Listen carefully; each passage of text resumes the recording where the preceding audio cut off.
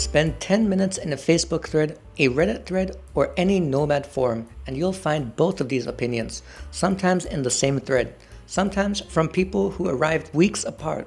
One person discovering their personal paradise, and another writing a eulogy for a place that they used to love. Everyone agrees that something has definitely changed, yet nobody seems to agree on what exactly it means. I've actually been in Da Nang for quite a few weeks myself now, so I have personal insight to how life is right here, right now. What's true, what's exaggerated, and what are people actually getting wrong? Let's start with the thing that gets brought up more than anything else when people start talking about settling into Da Nang. The apartment hunt. And I can tell you firsthand, it is still rough, maybe even rougher than it used to be. You hear all of the mad stories, people finishing a viewing, taking the elevator down, and by the time they're at the street level, that same apartment is already gone. Now, of course, that is a joke, but it does illustrate just how hectic things are here myself, because I've experienced something close to that myself. I saw a place I was genuinely interested in, mentioned to the agent that evening that I wanted it, and it was already gone. Even a second place they told me to come look at the next day, by the next day, it was also gone. Then there's the apartment hunting via Facebook group experience. You post what you're looking for, your budget, your area, the type of place, in a few different groups, and get absolutely buried. I posted in 3 separate groups, got spammed for days, and 95% of the responses and DMs that I received had absolutely nothing to do with what I was actually asking for. So yes, chaotic, frustrating, and exactly as advertised. Now, I went in with a budget of 10 to 12 million dong. That's roughly 380 to 455 USD a month. The number that gets repeated everywhere. Blog posts, forum threads, that one YouTube video everyone apparently has watched. That's the sweet spot, supposedly, except it really isn't anymore. Here's what 10 to 12 million actually gets you right now. You walk off the street and the entrance is usually downstairs through a basement that smells like a mix of stale cigarettes, gasoline from the motorbikes parked in there, and occasionally something worse. You get this tiny, dim elevator that's seen better decades. The hallway leading to the unit smells like an ashtray, and then you open the door to what is generously a budget hotel room. Small, dated, and very often sitting right on the main road or directly next to an active construction site. To be fair, if you're here for a week or two, it's fine. You've got a roof, you've got a kitchen, you're surviving. If you're spending most of your day at the beach or working from a cafe, you'll barely notice.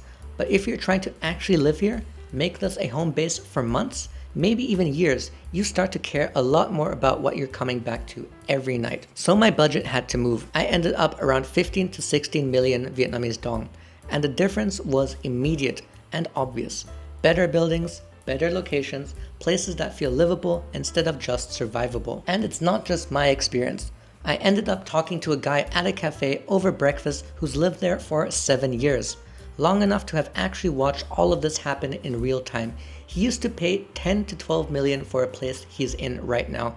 However, he's moving out, and that's because his rent has crept up well past that. The same buildings that used to anchor lower budgets are climbing, because demand for them is climbing too. And the end result for me personally is that I am paying quite a bit more for my apartment here than I was in Kuala Lumpur, which is something that genuinely surprised me because KL is far bigger and far more developed. Here I am paying more for less amenities. Do you have any similar horror stories of apartment hunting in suddenly popular cities? Leave it down in the comments below. I love to read them. So that's the case for It's Gotten Worse. But I'm actually going to push back on that narrative because the whole internet likes to push the narrative that things have just gotten purely worse, that Da Nang has just become way more expensive, full stop, end of story. Well, I think that's actually not true because outside of my rent, the daily necessities like food are still extremely affordable. I've been eating well here for $2 to $3 a meal, easily under $10 a day total for food.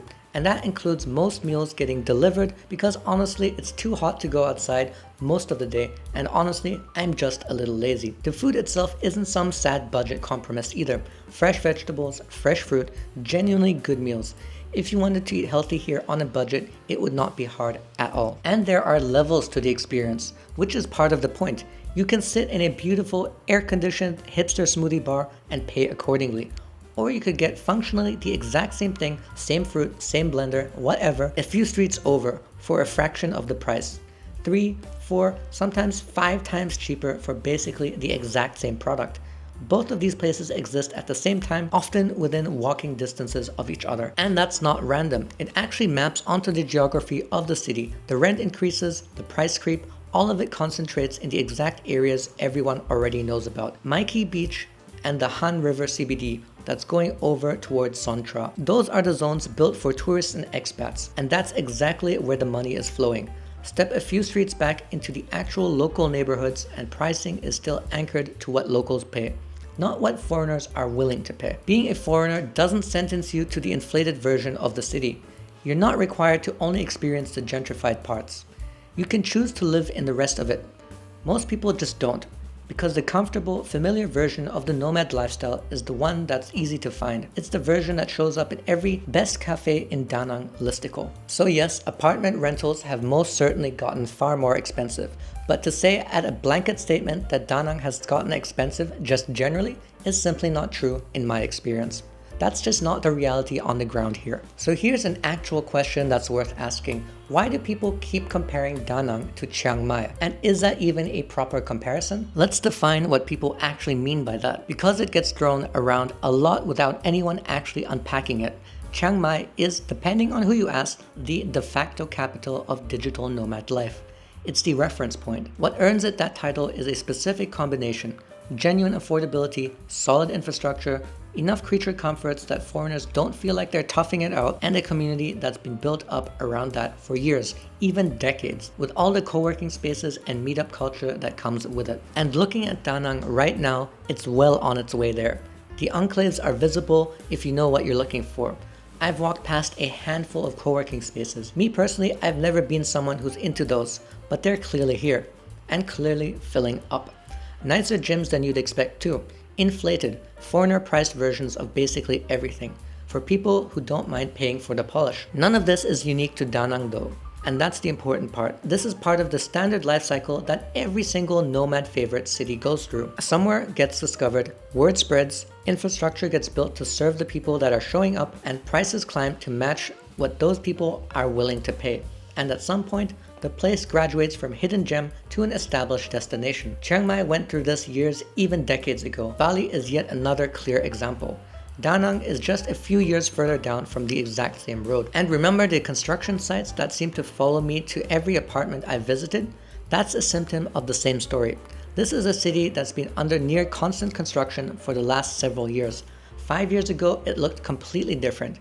In another 5, it'll look completely different again.